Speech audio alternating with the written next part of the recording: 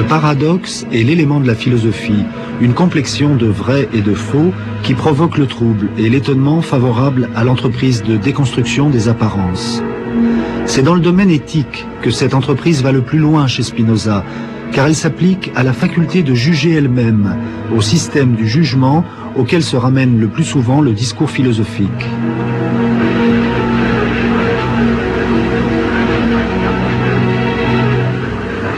Gilles Deleuze, 2 décembre 1980. Bon, qu'est-ce que ça veut dire ça? La philosophie serait et se confondrait avec la constitution d'un système du jugement. Ça a été peut-être pour le meilleur et pour le pire.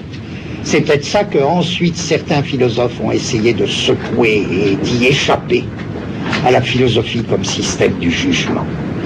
Un jugement sans sanction, la philosophie, elle n'a jamais fait mal à personne. Mais c'est vrai que les philosophes, ils n'ont pas cessé de juger. Qu'est-ce qui les autorisait? Sans doute de ce que c'était eux qui avaient inventé le système de jugement, du jugement. Ils avaient fait du jugement un système. Pourquoi et comment? Qu'est-ce que ça veut dire ça?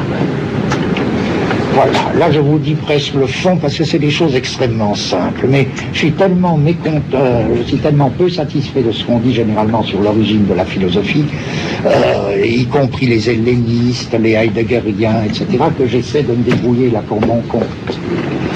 Voilà ce que je voudrais dire.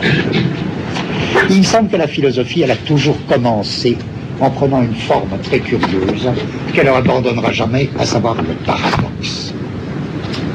Le paradoxe. Le philosophe, c'est un type qui arrive en un sens et un bon à rien, c'est vrai, c'est imaginé dans la cité grecque, la philosophe, il se balade sur la place publique, il est toujours prêt à causer. Ah bon, on dit où tu vas, Socrate qui commence, là, où tu vas? Qu'est-ce qui t'arrive? Et puis la conversation s'engage. Mais c'est pas n'importe quelle conversation, on appellera conversation philosophique celle où surgit le paradoxe qui désigne une certaine puissance. Certaine puissance ou une certaine impuissance. Et qu'est-ce que c'est le paradoxe au niveau le plus simple? Vraiment, là je dis des choses rudimentaires, je me demande pas ce que c'est que le paradoxe, je cherche un petit fil conducteur. Je crois que le paradoxe au niveau le plus simple, ça consiste à vous dire il y a quelque chose qui est, et en même temps, vous ne pouvez pas le penser, débrouillez-vous avec ça. X est, et pourtant merveille, admirez ça. C'est impensable. En termes techniques, je dirais, le paradoxe, c'est une proposition qui consiste à poser l'impensabilité d'un étant. Ah oui, ce serait une bonne définition du paradoxe. Ça est, le philosophe dit pas, ça n'est pas. Il faut être là, les commentateurs sont vraiment lamentables. Je prends un exemple en apparence différent de ce dont je parle, mais c'est la même chose. Je prends un exemple, il y a un paradoxe fameux dans les premiers philosophes, qui s'appelle philosophe, bien plus, il est considéré comme l'inventeur de la dialectique, c'est Zénon. Il y a deux Zénons, il y a Zénon le stoïcien et Zénon d'Élée. Je parle de Zénon d'Élée, disciple de Parménide, celui qui disait l'être est. Voilà, donc le fondateur de l'ontologie. Zénon, il fait de fameux paradoxes qui concernent le mouvement. Et il explique que Achille, par exemple, ne peut pas rattraper la tortue. Il ne peut pas. Et il explique que la flèche ne peut pas atteindre la cible. Vous rendez compte, en d'autres termes, Zénon est un idiot. C'est ça, être un idiot. Il explique donc que la flèche ne peut pas attraper la cible, ne peut pas rejoindre la cible, ni Achille rattraper la tortue. Vous vous rappelez comment il fait pour l'expliquer? Il divise le parcours d'Achille, ou le parcours de la flèche, en deux. La seconde moitié, il la divise en deux, etc., à l'infini. et il y aura toujours une distance, si petite qu'elle soit, entre la flèche et la cible. De même, Achille fait un bond et il couvre la moitié de sa distance, de sa différence avec la tortue. Il faudra qu'il couvre encore la moitié de ce qui reste, la moitié du reste du reste, la moitié du reste du reste du reste, à l'infini. Il ne rattrapera jamais la tortue. Voilà. Vous me direz, ah bon, c'est quand même Zénon a une forte culture mathématique grecque. C'est très intéressant. Très très intéressant parce que ça fait intervenir ce que les Grecs avaient monté comme méthode d'exhaustion, c'est-à-dire d'analyse de l'infiniment petit. Donc c'est moins pitrerie qu'il ne semblerait, mais en quoi c'est de la philosophie, ça? Vous comprenez, Zénon, il n'est pas idiot, Socrate non plus. Il est idiot d'une autre manière, mais pas à la manière dont on penserait. Parce que il sait bien que les choses bougent. Il sait bien que Achille rattrape la tortue. Il sait bien que la flèche touche la cible. C'est tout ça. De même, Socrate sait bien qu'il y a des méchants. Ça. Donc, s'ils veulent nous dire, c'est tout à fait autre chose. Le mal ou le mouvement sont des étangs. Seulement le problème, c'est comment penser l'étang.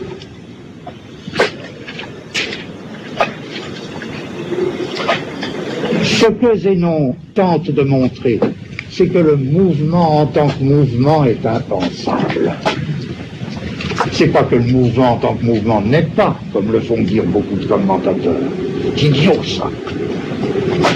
C'est que le mouvement en tant que mouvement ne peut pas être pensé. Ce que Socrate veut montrer, c'est que le mal en tant que mal ne peut pas être pensé.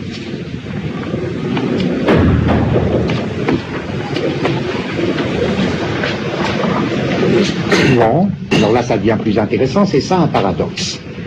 Un paradoxe énonce l'impensabilité d'un état. Mais pourquoi est-ce que ça leur donne un plaisir intense, ces paradoxes? Ils sont ravis. Plus on leur dit, mais t'es débile de dire que ça, le mouvement n'existe pas, quoi, qu'est-ce que tu veux dire? Ils disent pas. Ils disent, oh bon, comme tu veux, tu peux, toi, mais alors, comment tu te débrouilles de mon paradoxe? D'où la réputation que les philosophes ont toujours eue d'être des bavards. C'est pas des bavards, c'est les hommes les plus silencieux du monde, puisqu'ils pensent que, finalement, à la limite, l'étang est fondamentalement impensable. Ça peut être consolant, parce que si l'étang est impensable, c'est peut-être parce que l'être est pensable, lui. Mais que penser l'être, c'est pas facile non plus. Et que ce serait ça la philosophie, alors bon. Mais peu importe. Voilà pourquoi ils disent ça. Pourquoi ils sont tellement contents. C'est pas, à première vue, c'est pas un triomphe pour la pensée. C'est pas une victoire pour la pensée. Loin de là. Elle ne peut pas penser le mouvement, elle ne peut pas penser le mal, elle ne peut rien penser. Qu'est-ce qu'elle peut penser alors, la pensée? Elle va penser, l'être est Parménide. Seule la justice est juste. Les hommes justes, ils sont justes qu'en second. Ce qui est vraiment et totalement juste, c'est la justice. La justice est juste, on peut faire des litanies. La vertu est vertueuse. La sagesse est sage. C'est ce que Socrate fait dans une série de dialogues éblouissants, mais qui exaspèrent tout le monde. On discute très longtemps pour arriver à la révélation, la justice est juste. Et il n'y a que la justice qui soit juste. Il n'y a que l'être qui est. Bon, on a envie de dire, oh ben, il fallait quand même pas 40 pages pour ça, si, il fallait 40 pages. Parce que fallait 40 pages, puisque, mais c'est inséparable de ceci, l'étang est impensable. Qu'est-ce qui est pensable? Qu'est-ce qui est pensable? La pure idéalité. l'idée. L'idée.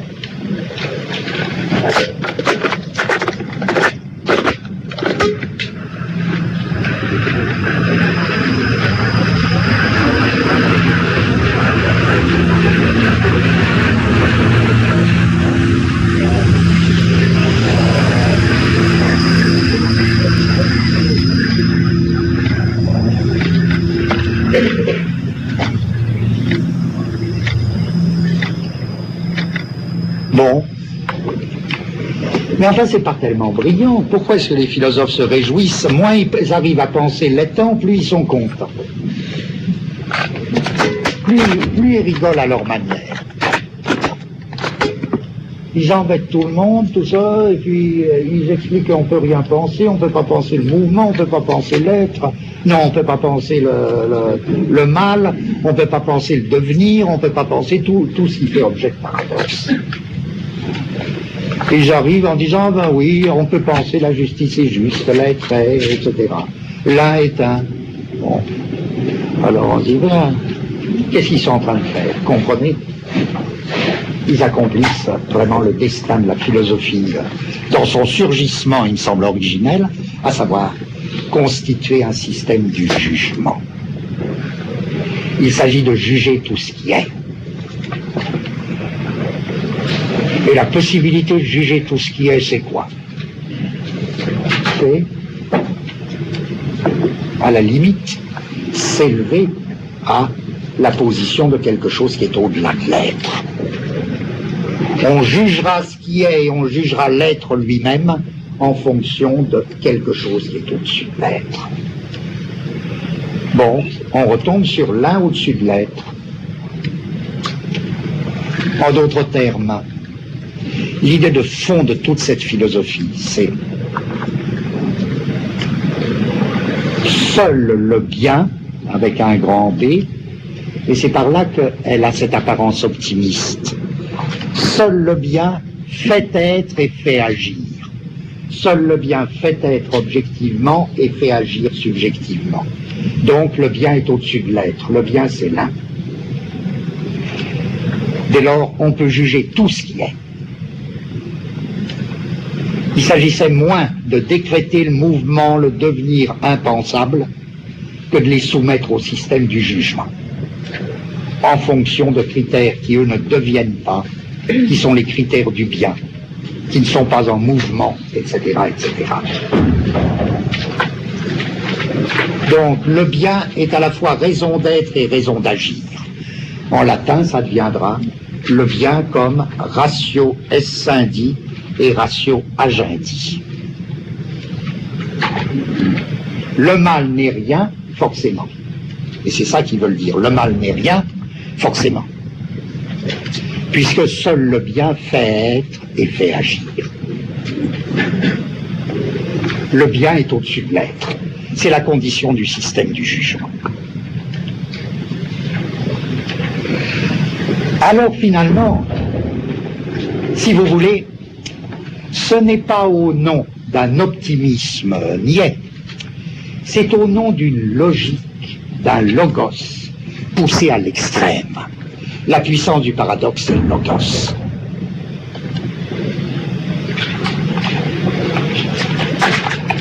C'est pas le philosophe qui est optimiste, c'est la logique qui l'est. Elle ne peut pas penser le mal, elle ne peut pas penser le mouvement, elle ne peut pas penser le devenir. C'est bien plus tard que la logique va faire un mouvement considérable sur soi-même pour essayer de penser le mal, l'être et le mouvement. Et la réconciliation de, non pas le mal, le mouvement, le devenir. Et la réconciliation du mal, du mouvement et du devenir avec la logique et avec la puissance de la logique marquera un tournant dans la philosophie.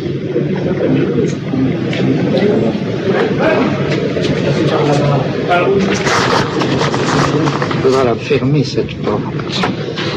Qu'est-ce que j'ai fait de ma montre? Quelle heure il est? Midi et quart. Oui, ça marquera une date très importante.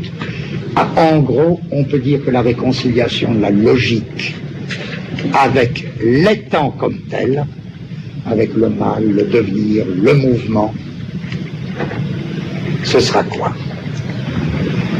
Ce sera le grand romantisme allemand. Ce sera Hegel. À ce moment-là, la logique trouvera le moyen d'accorder un être au négatif. Il y a un être du négatif. Ce sera la réconciliation du logique, si vous voulez, et du tragique. Jusque-là, la logique avait été incurablement optimiste et au service du bien.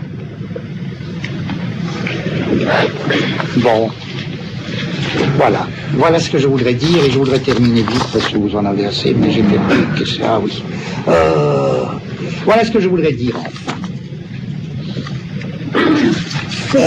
Je voudrais dire, eh ben oui. J'ai eu l'air d'abandonner complètement Spinoza. Le moment où jamais d'y revenir, c'est ceci. Je vais vous dire.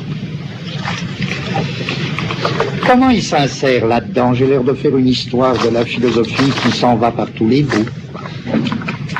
Et c'est très curieux, parce que Spinoza, il ne cesse pas de nous dire, comme tout le monde à l'époque, le mal n'est rien. Il cesse pas. Tout le temps, il nous dit le mal n'est rien. Objectivement et subjectivement. Objectivement parce que l'opposition se ramène à la privation et la privation se ramène à la simple négation. Et il n'y a pas d'être du négatif. Subjectivement parce que le méchant, c'est une erreur. La méchanceté, c'est une simple erreur. Le méchant, c'est quelqu'un qui se trompe. Donc il n'arrête pas de nous dire ça. Bien plus, le problème du mal, il le traite pour lui-même dans un texte passionnant dont j'ai parlé la dernière fois, à savoir son échange de lettres avec Blienberg, et qui porte uniquement sur la question du mal. Et pourtant, si vous voulez, alors, à première lecture, on se dit, ah bah oui, ils disent ce que nous disait déjà, bien des siècles avant, Socrate, ce que beaucoup d'autres ont dit, tout ça, c'est le système du jugement. C'est cette logique qui se refuse et qui ne peut pas, qui n'a pensé le mal. C'est le fameux paradoxe, là, du logos. Et puis, quand on lit, en même temps qu'on lit, on a une toute autre impression en même temps. Ils sont chiants. On a une toute autre impression. C'est que Spinoza, sous des mots qui ont été 1000 fois dits, nous dit complètement autre chose. Tout à fait autre chose. Ah oui, qu'est-ce qu'il nous dit? Voilà ce qu'il nous dit. Le mal n'est rien. Et jusque-là, ça va très bien. Jusque-là, ça peut être signé. C'est comme dans des pétitions. Vous savez, vous pouvez signer la première phrase et puis vient la seconde phrase. Ah là, je peux plus signer. Non. Non, ça peut pas aller. Eh bien, c'est la même chose dans l'histoire que je vous raconte. Le mal n'est rien. Je dis, ça renvoie à qui si on fait un concours? Hein, alors on répond, oh, qui peut dire ça? Eh bien, Socrate, eh bien, Descartes, Leibniz, Spinoza. Bon, d'accord. À partir de là, la phrase bifurque. Le mal n'est rien, c'est une proposition qui n'est pas complète encore. Si on vous dit le mal n'est rien, il faut surtout être prudent, vous attendez, hein, vous attendez. La phrase n'est pas finie. Telle quelle, c'est un non-sens. Puisque le mal peut n'être rien pour les raisons les plus opposées. Alors, vous exigez une flèche, des flèches de bifurcation. Et les uns prennent la première bifurcation. Le mal n'est rien parce que seul le bien fait être et fait agir. Ça, c'est la voie, le bien, c'est-à-dire l'un au-dessus de l'être. Le bien fait être, c'est-à-dire l'être dérive du bien. L'un est plus que l'être.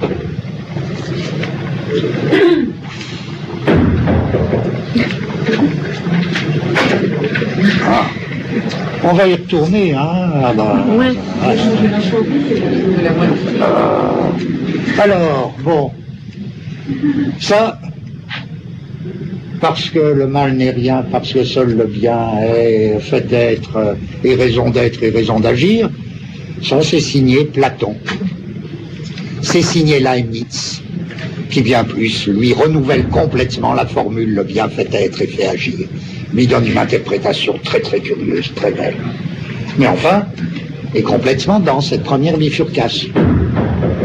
Et puis il y a un certain nombre de philosophes qui disent bien sûr le mal n'est rien.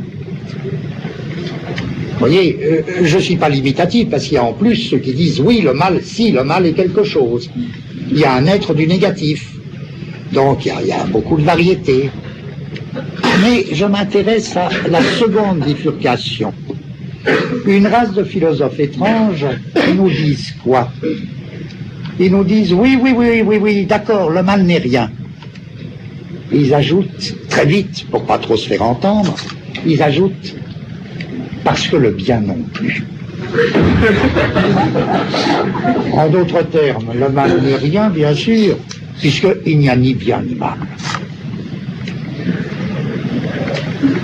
Oh, mais alors ça rebondit, qu'est-ce qu'ils veulent dire cela? C'est des fous complets, quoi, il n'y a pas de bien ni de mal.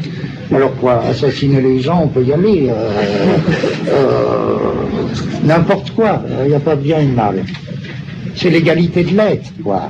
Bon, d'accord, c'est l'égalité de l'être. Est-ce qu'on peut faire n'importe quoi? Ah non, qui disent on ne peut pas faire n'importe quoi. Bah alors, on leur répond, tais-toi, ça revient au même. Non, ça ne revient pas au même. C'est pas les mêmes choses que moi je vais vous défendre et que les autres vous défendent.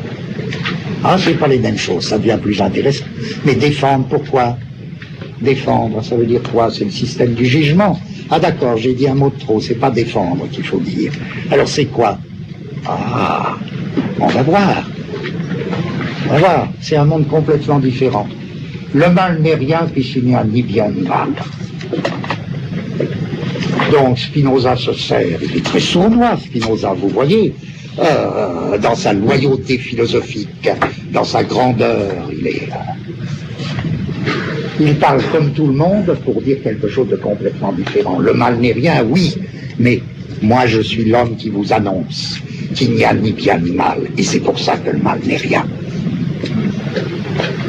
Et là encore, longtemps après, ce sera repris par quelqu'un qui intitule un de ses livres principaux, Par-delà le bien et le mal.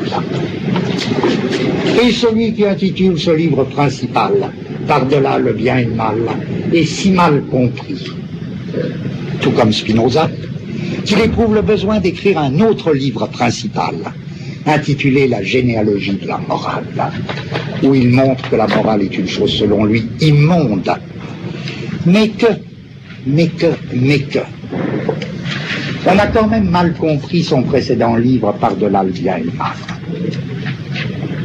Et il lance cette formule qui pourrait, je vous jure, à la lettre, qui pourrait être signée Spinoza, qui répond à la lettre du spinozisme, qui est par-delà le bien et le mal, comprenez qu'il n'y ait ni bien ni mal, qu'il n'y ait pas plus de bien qu'il n'y a de mal, cela du moins ne veut pas dire par-delà le bon et le mauvais.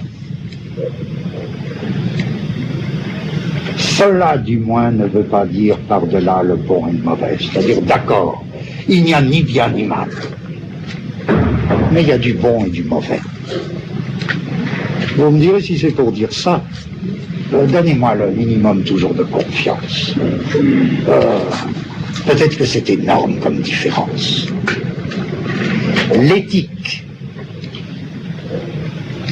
Il n'y a ni bien ni mal, mais il y a du bon et du mauvais. Voilà exactement la soudure entre l'éthique et l'ontologie. Il n'y a ni bien ni mal pour une raison simple, c'est que le bien n'est pas supérieur à l'être. Il n'y a que l'être. Il n'y a que de l'être, bien et mal ne sont que des mots dénués de sens.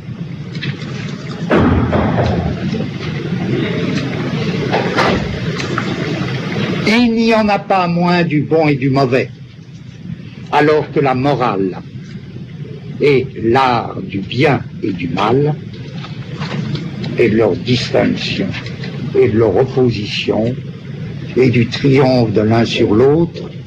L'éthique est l'art du bon et du mauvais, et de leur distinction dans la mesure où cette distinction ne recoupe pas celle du bien et du mal.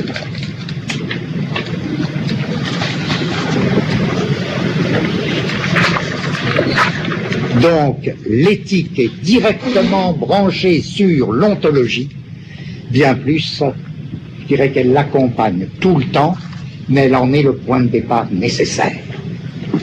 Ce début qui faisait qu'on ne pouvait pas s'installer immédiatement dans l'être, c'est que seul le débrouillage du bon et du mauvais peut nous porter jusqu'à l'être, le plus vite possible. L'éthique est la vitesse qui nous conduit le plus vite possible à l'ontologie, c'est-à-dire à la vie dans l'être.